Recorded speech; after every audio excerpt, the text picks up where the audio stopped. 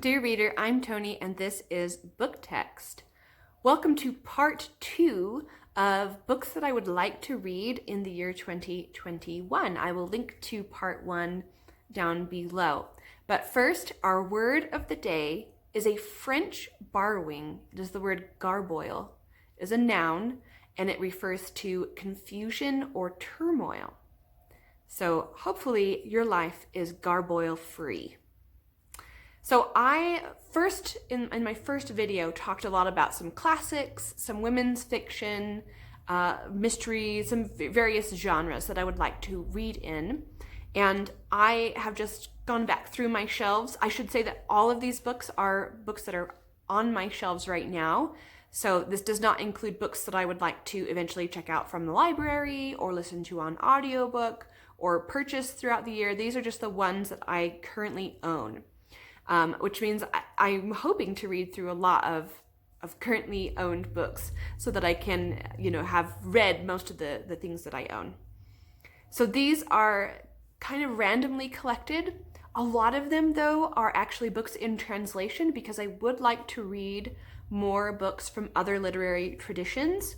Unfortunately, right now, I have a lot of European books on my shelves. So I do have a couple of other literary traditions in here, but I would welcome any recommendations for non-European books. So I'm going to show you the book, tell you a little bit about why I want to read it, and read you the first line to see if it interests you, because I'm open to lots of buddy reads in the next year. So if any of these books you would like to buddy read with me, please let me know. So first on this list, going to random order, is Family Lexicon by Natalia Ginzburg. This is translated from the Italian by Jenny McPhee. So this is basically an autobiography of Natalia Ginzburg's family growing up in Italy. And the first line is, "At the dinner table in my father's home when I was a girl, if I or one of my siblings knocked a glass over on the tablecloth or dropped a knife, my father's voice would thunder, 'Watch your manners.'" So it's a family story. I want to read this because it is Italian. I have some Italian heritage. And also I've been collecting these books, and I'm trying to read the New York Review books collection. And so this is one of them. And I would just be so excited if I could get to this one. It's not too long, which is also promising. Another one from the same New York Review of Books collection is The Farm in the Green Mountains by Alice Herdan-Zuckmayer. This is translated from the German by Ida H. Washington and Carol E. Washington. And this, I think, is also probably semi-autobiographical, if not totally autobiographical. I don't know a ton about it, but it is about a family who emigrates from Germany right before the outset of World War II, I believe, or during, possibly during. Well, the first line tells us, "In May 1939, so right before, we received the news that our visas for America were ready for us." Again, I'm interested in a short translated book. This is from the NYRB, New York Review of Books collection, and I just love to get to this next year. The last book from that collection that I'm mentioning here, I have a whole shelf that I could probably add to this video, but the last one that really intrigues me is The Juniper Trees by Barbara Comyns. So this one is in English, and it just seems like the kind of story that I would enjoy.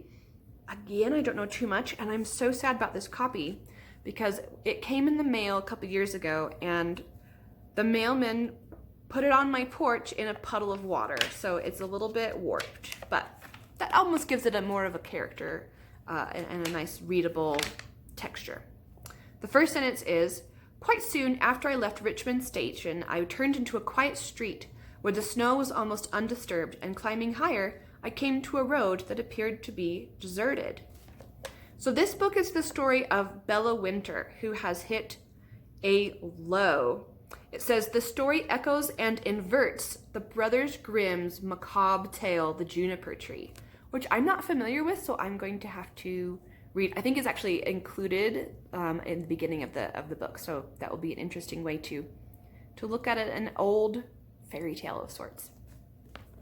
Okay, I have another translated book. This is The Alchemist by Paulo Coelho. My Portuguese pronunciation is terrible, as will most of these pronunciations be. But this was originally written in Portuguese, and it is translated by, I believe, Alan R. Clark. Let me confirm that. These pages are a little bit hard to turn because they're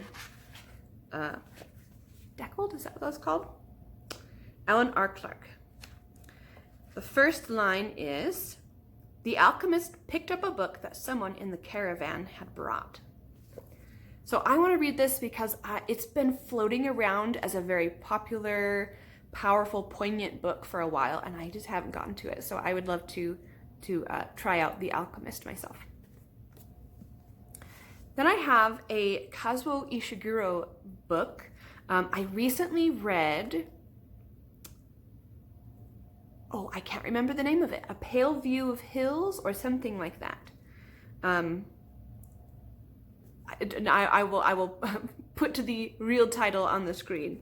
But this one is The Buried Giant. And so Kazuo Ishiguro is a Japanese English writer. And I just have really enjoyed that interesting literature that he has been writing. And so this one is, I believe, kind of fantastical, fairy tale-esque. It's set in post-Arthurian Britain. And the first line is, you would have searched a long time for the sort of winding lane or tranquil meadow for which England later became celebrated. So this is kind of starting off in a little bit of a more desolate England than the one that I usually read in. So that really intrigues me. The next book is another book that I want to pick up because I read my first from this author earlier this year. The author is Kate Morton, and the book is The Distant Hours. So I read The Forgotten Garden earlier this year and loved it. It was a great story, lots of storylines coming together, characters from different time periods. I really enjoyed that. So I would love to pick up The Distant Hours, which I believe is set during World War II, or at least part of it is set during World War II. The elderly Blythe sisters are twins and have spent most of their lives caring for their younger sister, Juniper. And they live in a decaying castle. It just seems really like a good escape story for me. And the first sentence is, well, I read the first sentence of the prologue.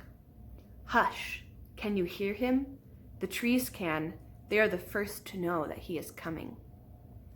So again, a little bit fantastical. Not really fantasy, but definitely there's elements of just charm and the magic of real life in these stories. Really looking forward to that. Yet another book by an author whom I've read from before. The author is Jessie Burton. The original book I read was The Miniaturist. I read it a couple of years ago and really enjoyed the level of detail and the kind of historical fiction that it was. This one is The Muse. It's a story of a writer, and this is another one that has kind of a fragmented timeline. So stories take place in different time periods. And I believe they will all be woven together beautifully because I know Jessie Burton has that skill. So this one begins in June 1967. Not all of us receive the ends that we deserve. Ooh, really, really excited for that. Okay, I have another translated book. This one is by Olga Tokarczuk, my really good Polish. This is Drive Your Plow Over the Bones of the Dead. It won she won the Nobel Prize in Literature recently. And this was translated from the Polish by Antonia Lloyd-Jones. Don't know a lot about this. The back says it's about an eccentric woman. Sounds right up my alley, but it's another kind of translated, authoritative book that I would love to read. Then I have an author who I have never read from before, but I've heard a lot about her. This is Elizabeth Goudge, and the book that I have is The Child from the Sea. This is definitely historical fiction. I believe Elizabeth Goudge has written some kind of fantasy, light fantasy, or magical realism in other books. Not sure if this follows. It doesn't sound like it will have elements of magical realism in it. But this is just a historical fiction. It's a gorgeous concept. I love the cover. It's a sweeping novel following Lucy, and she has relationships with the king of England, I believe. So the first sentence is, "The child awoke with the sun, as was her custom, and shot up instantly out of the nest of blankets, her brown feet reaching for the uneven floor almost before she had rubbed the sleep out of her eyes." I just really like reading the first paragraph even. I really like Elizabeth Goudge's writing style, and so this is one that I can't wait to get to, even if it's hefty.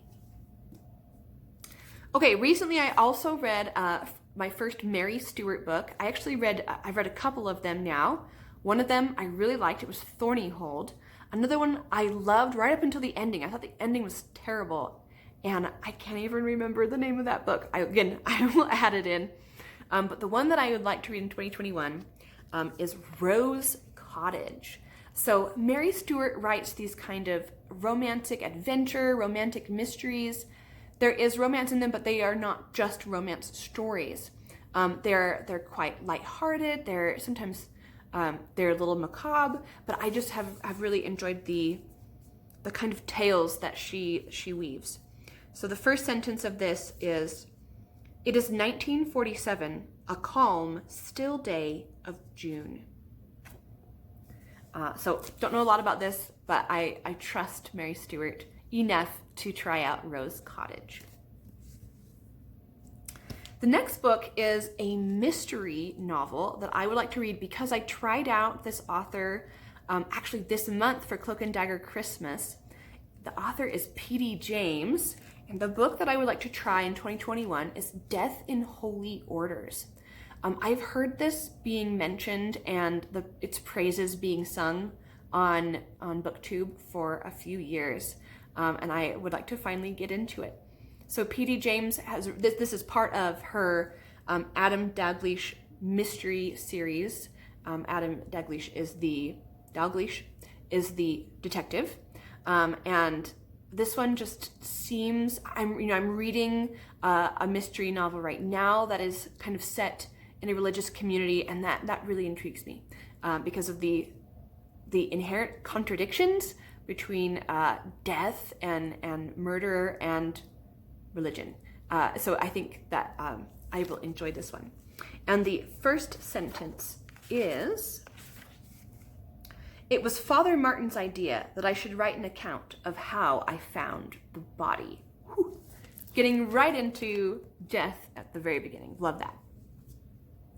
My last few books in this video are translated. So this first one is The Death of Shaherzad by Intizar Husain. This is translated from the Urdu by Rakshanda Jalil. So this is by a Pakistani author. So definitely outside of my usual reading realm. And this is, it's related to the Arabian Nights kind of stories, right? Sheherzad being the storyteller. I'm not sure what else the connection is, but here's the first line. "It is as though someone is urging me to rake the ashes." Ooh, not sure. This might be magical realism, and I'm looking forward to that. I'm really into that. This one is Snowblind by Ragnar Jonasson. My also really good pronunciation there. This is translated from Icelandic by, I should know these things, Quentin Bates. This is a crime thriller. That's all I know. It's set in Iceland. I mean, it's just so unique and interesting, and I think I will need a kind of creepy, scary story during the long, dark nights of winter. So I'm hoping to get to this one in the beginning of the year. Last for today is a book. I actually own the whole series because I picked them all up at the used bookstore. This is The Hangman's Daughter by Oliver Potzsch.